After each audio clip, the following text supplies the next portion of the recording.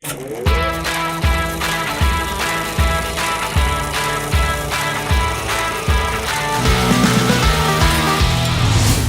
of the Planet of the Apes is directed by Matt Reeves, and it stars Jason Clarke, Gary Oldman, Keri Russell, and Andy Serkis returning as Caesar. Now, this movie came out 3 years ago in 2014, so I'm going to be talking spoilers. So if you haven't seen the movie yet, consider this your spoiler warning. 10 years after the events of Rise of the Planet of the Apes, the simian flu has nearly wiped out all of humanity on planet Earth, and Caesar, along with all the other apes, have built this community in the redwood forest, and they're living in peace and harmony when humans stumble upon the apes, and the apes all get really upset because, they don't trust humans because of what they've been through before.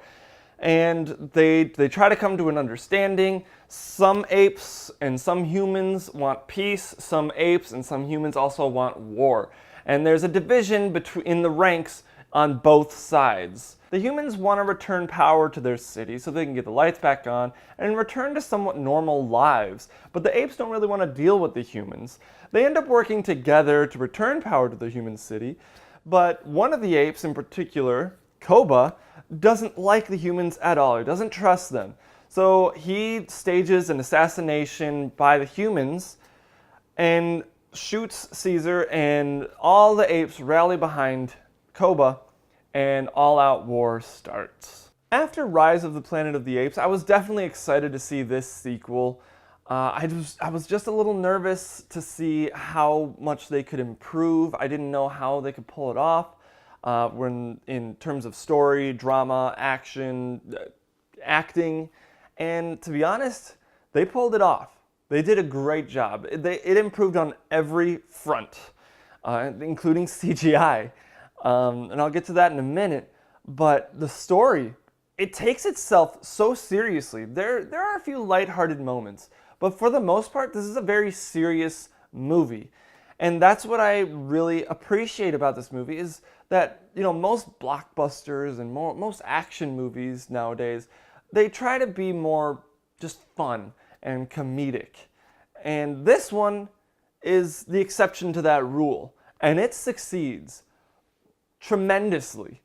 And I just wish that other movies would follow the formula of this movie and really focus on the characters and focus on the drama and just tell a good story without the crutch of over-the-top action or just silly humor. The story is one of the best parts of this movie, and that's so refreshing because a lot of movies, especially action movies, the action is the best aspect of the movie. In this one, I would say that the story is the best aspect because it's complex, but it's simple at the same time. You have Caesar and you have Malcolm on the apes and the human side, respectively. And, they want to have peace between the communities. They want to have peace between apes and humans. But there's other people, like Koba and whatever his name is, on the human side, they want to fight. They don't trust the other side. It's just entertaining to watch it all unfold and to see where they take the characters throughout the movie. And it's just really good. The casting and acting in this movie, I have to say, is top notch. I can't think of anyone who was miscasted. Andy Serkis, again, as Caesar, brilliant. Jason Clarke, he was great. He delivers the performance that you can get behind. Gary Oldman, he's always great. I can only think of like one or two movies, maybe, that he's just not good in, but this movie is not one of those. He's great in this movie, and you feel for his character. He's not a character that, when I first saw the previews for it, I thought he was going to be like, oh, I hate apes, let's kill them all. But he's not that at all. He's just, I want to protect my people, and that's all. Keri Russell, she's there. There is one negative that I had to say about her character. She kind of disappears halfway through the movie, as does Malcolm's son, but that's okay because they're not really necessary in the latter part of the movie. The guy who plays Carver, Kirk Acevedo, if that's how you pronounce his name, I'm not sure, but he was probably the best casting choice. He plays that a-hole role so well, And he even calls himself an a-hole. It's just, it works so well. And just him, Carver versus Koba, they're like the main two that just want to start a fight, and neither of them like each other. You know, Carver doesn't like the apes, Koba doesn't like the humans, and they have somewhat good reasons to, especially Koba, because he was experimented on. He was pretty much tortured, as he puts it. But Carver, he just, he lost somebody he loves to the simian flu, so he blames it on the apes. And, that's his reasoning for hating the apes. So you can kind of get behind that. But yeah, the casting, the acting, it's all top notch. Every line that the apes say, you want to hear more, especially from Andy Serkis. And after Rise of the Planet of the Apes, when he screams no, and then at the end when he says Caesar is home, it's like, oh, that wasn't enough, I want more. And they played it off brilliantly. And then in this one, they take it to the next level, and they're like, you know what? Let's wait a little bit until he talks in the movie. Give it a couple minutes, and when he does, let's make it good. And they did it so well. His first word in the movie is go, and after he says that, he's like, oh, my throat, I forgot I can actually vocalize. And just that little moment, it's so great. And there's a lot of little moments in this movie that just work so well. Now I really want to talk about the action and special effects. Starting with the action, there isn't that much action. I mean, there's some exciting scenes, but for the majority of the movie, it's based on drama and character development, which is great. But when it does go into the action scenes, the action is awesome. Okay, even that hunting scene at the beginning, it's pretty entertaining. The bear fight scene, it was all right. I could have used a little bit more. They just kind of stand there and roar at each other. But there's just some great action scenes. Even the scene where Koba just ends up shooting the two guys and steals the gun. that scene, I love that scene because the character Koba plays it off like, I'm just a stupid chimp, I'll just play along with them. The way it's done, so great, and they make it a longer scene. It's not just a boom, okay, he's done. And it's great.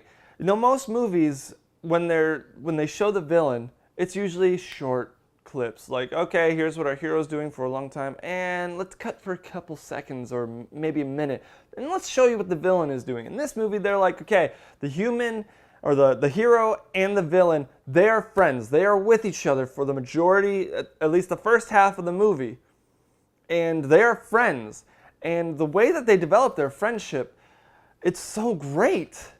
And, even the relationship between Koba and Blue Eyes, and just like everyone, Koba is like a respected member of the clan, of the culture, the group, the community. There's the word.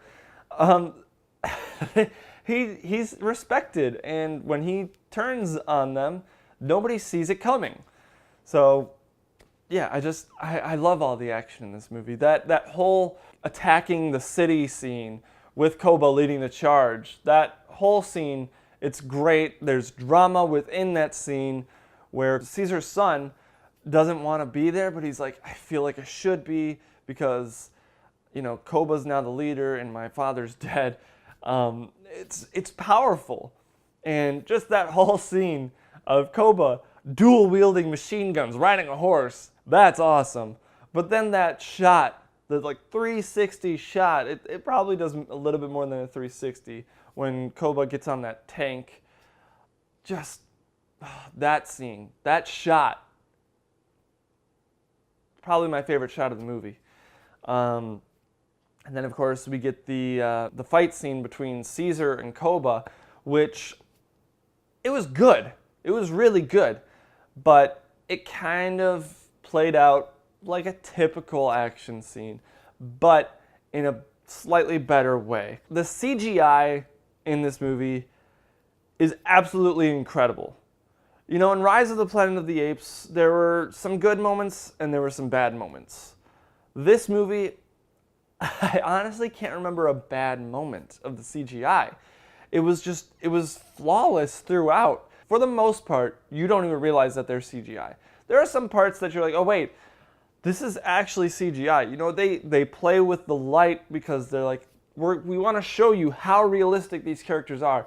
And being a video editor and everything, I noticed those parts. They're like, look at how believable we can make this. The main scene that, in my opinion, looks absolutely amazing is that scene after the first fight scene between Koba and Caesar in the dam, and like Caesar's kind of choking Koba, and Koba's all bloody, and they have this just straight down shot of Koba, of his face, and he's like trying to catch his breath. He's like, why did I just do this? And he's trying to figure out if he should keep doing it. And that shot of him just, it looks 110% real. Like, man, I thought that part always brings me right in. I'm like, I'm looking at a physical ape that's acting like this.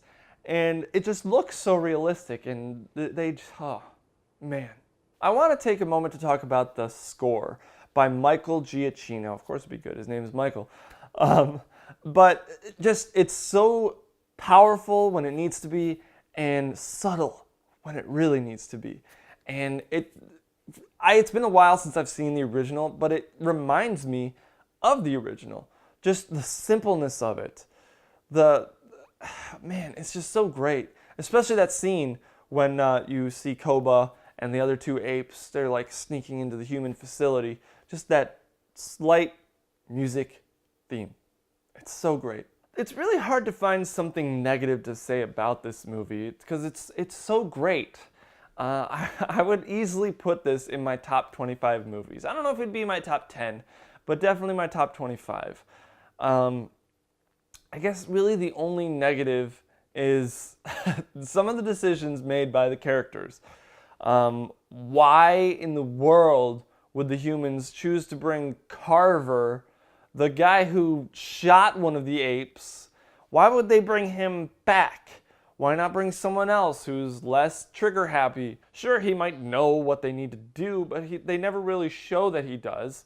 Because he's the character that like really hates the apes, and he can't stand them. Why bring him back with you when he's the one who shot one of the apes? He shot Rocket's son. Rocket's like one of the elders of the ape clan. So why would they bring him along with them? Doesn't make any sense, but like I said, that is the only negative that I can really think about, and it's integral to the plot. You know, they needed him to come along to just add more strain to the relationship between Malcolm and Caesar, and it works. And eventually he's killed by Koba, and you're actually like, good, he's dead. But he was killed by the bad ape. And it's really hard to pick sides in this movie because you love Caesar, but you also love Malcolm, and you feel for Gary Oldman. It's difficult. You hate Koba pretty much the entire time. You're like, Koba, shut up. Just let Caesar do his thing. Stay out of it. But yeah, it's really hard to pick sides. I mean, for the most part, you're sided with the apes until Koba starts attacking, but you feel bad for the apes. You're like, they don't know. They're being misled. And you're like, okay, I kind of hope that the humans survive, but for the most part, I was still sided with the apes because I'm like, the humans, like Caesar said, humans will never forgive. And that's pretty much true. And I love that they set it up for the sequel, and they pretty much give you the title in the movie, like War has already begun. So War for the Planet of the Apes. That's the sequel that's coming out this Friday, which I'm super excited about. But yeah, this movie, it's very difficult to find a negative, and that is my only negative, is the character decision to bring Carver along with them to repair the dam.